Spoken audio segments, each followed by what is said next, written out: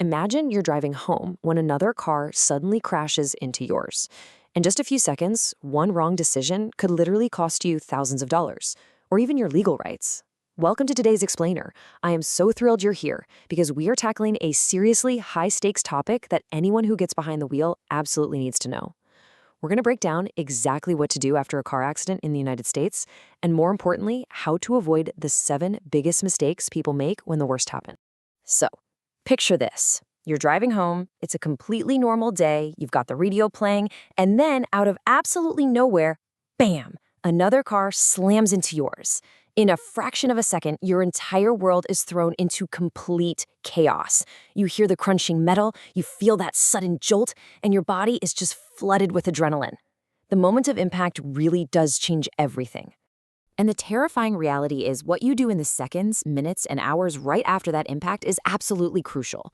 Could one wrong move right now cost you thousands of dollars or completely forfeit your legal rights? The answer is a massive yes. In just a few seconds, a single mistake, usually driven by shock or panic, could totally devastate your physical and financial recovery down the line.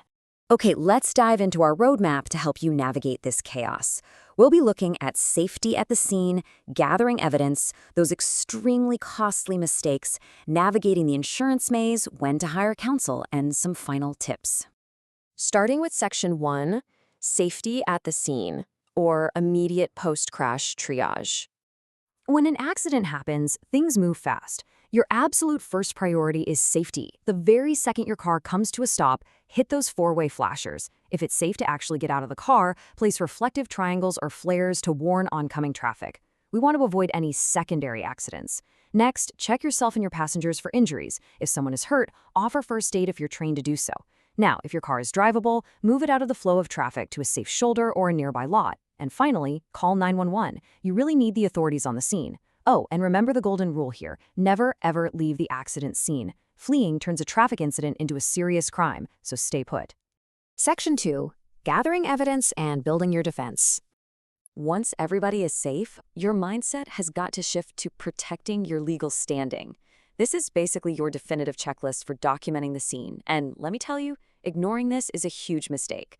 Whip out your smartphone and start snapping photos and recording videos. Get wide shots of the vehicles, close-ups of the damage, and definitely capture those license plates. Take note of the environment too. What's the weather like? The lighting? Are there skid marks? Next, look around for witnesses and get their names and phone numbers before they wander off. When the police show up, be polite, provide a factual account of what happened, and make sure you write down the responding officer's name, their badge number, and the incident report number. So why do we need all that police info?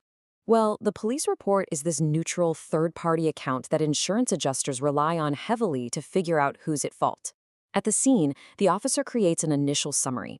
Usually within 24 hours, that report gets officially filed. But here's the kicker.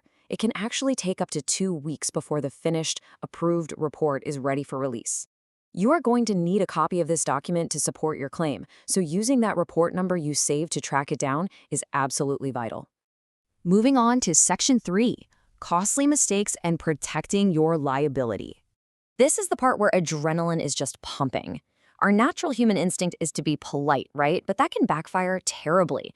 A massive mistake people make is admitting fault. When you step out of the car, do not say, "I'm sorry," or "I didn't see you." Even a totally innocent apology made out of pure empathy can be legally twisted into you admitting fault, which will completely ruin your insurance claim.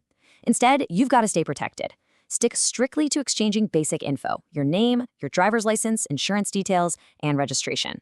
Let the police and the insurance companies figure out who is actually at fault. Here's another huge mistake: refusing medical attention.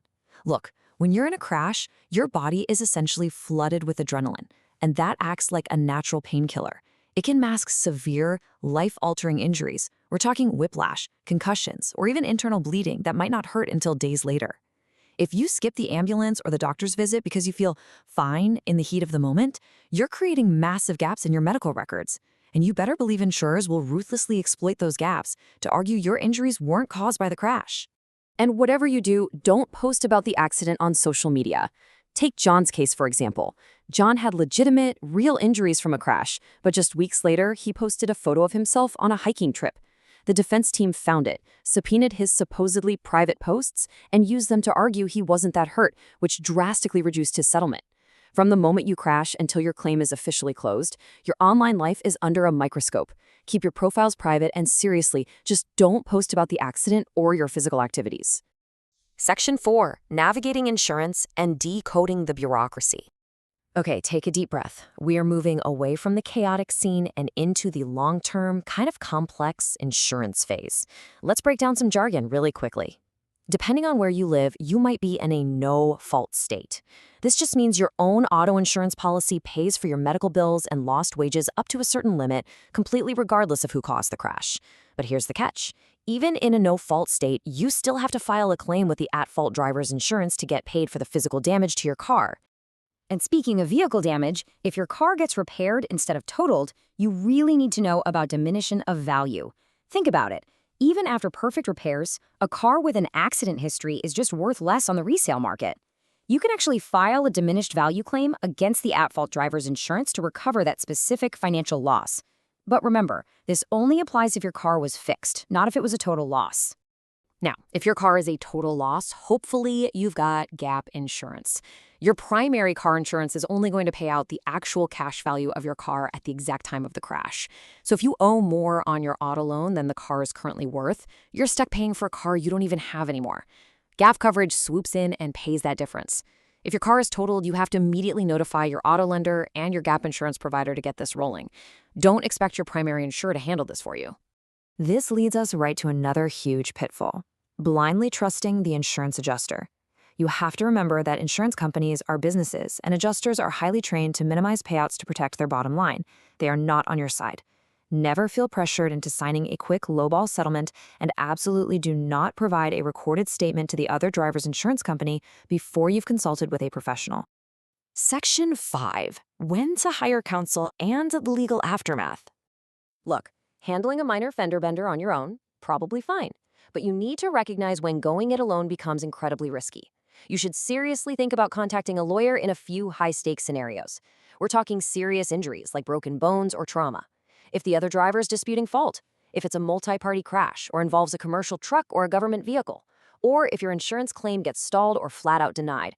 Bringing in a legal pro early on is critical to preserving evidence and figuring out your actual long-term medical costs. So what is the deal with the number one? Well, the biggest mistake here is waiting too long and missing your window to take action. Every single state has a statute of limitations, which is a strict legal deadline to file a lawsuit. In some states, that deadline can be as short as 1 year from the date of the crash. And get this, if you're hit by a government vehicle, like a city bus, you might have to file a formal notice in as little as 30 days. If you miss these deadlines, you permanently lose your right to seek compensation, no matter how injured you are. Section 6. Final tips and staying the course. Protecting your rights throughout this whole ordeal requires meticulous organization and a lot of patience. My best advice? Keep a dedicated physical folder for all your accident records. We're talking police reports, medical bills, everything. Second, follow your doctor's advice and treatment plan strictly. If you miss appointments, the insurer will just argue you're fully healed. Maintain that low online profile we talked about.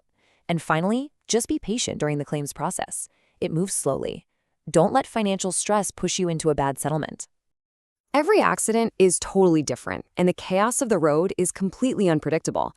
But knowing these rules, that's a real game changer. Are you prepared to protect your physical and financial future the next time you get behind the wheel?